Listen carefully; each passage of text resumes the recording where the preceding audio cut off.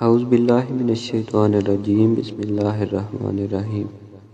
قرآن حکیم میں ارشاد ہے، اور سلیمان کے پاس اس کے سارے لشکر جنوں، انسانوں اور پرندوں میں سے جمع کیے گئے، اور ان کی درجہ بندی کی جا رہی تھی، حتیٰ کہ جب وہ چیونٹیوں کی وادی میں پہنچے تو ایک چیونٹی نے کہا، اے چیونٹیوں، تم اپنے بلوں میں داخل ہو جاؤ، کہیں سلیمان اور اس کے لشکر تمہیں کچل نہ ڈالیں، اور جب کہ انہیں اس کی خبر ہی نہ ہو۔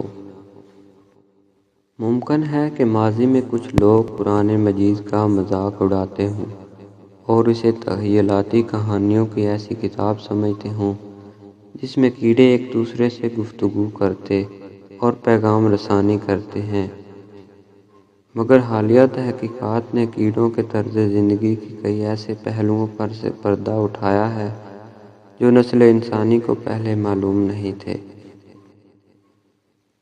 مثلاً جانوروں اور حشرات الارض میں کیڑوں کا طرز زندگی سب سے زیادہ انسانوں کے ساتھ مماثلت رکھتا ہے۔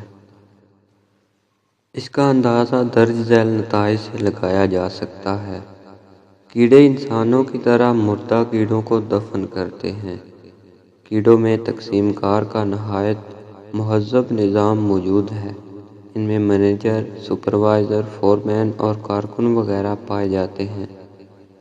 دوران کام کچھ دیر کے لیے یہ آپس میں ملتے اور گپ شپ کرتے ہیں۔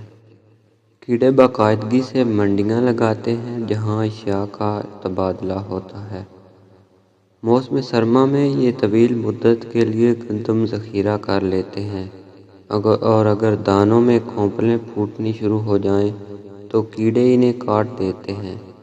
جیسے انہیں معلوم ہو کہ اگر یہ چھوڑ دی جائیں گی تو انہیں اگنے کا موقع مل گیا تو یہ جڑیں بنا لیں گے۔ اگر یہ دانے بارش کی وجہ سے نمدار ہو جائیں تو کیڑے انہیں سورج کی روشنی میں لا کر سکھاتے اور پھر واپس زیر زمین لے جاتے ہیں۔ جیسے انہیں معلوم ہو کہ نمی سے جڑیں پرورش پاتی ہیں، اور اگر ان دانوں کی بھی جڑیں نکلنی شروع ہو گئی تو وہ کھانے کے قابل نہ رہیں گے۔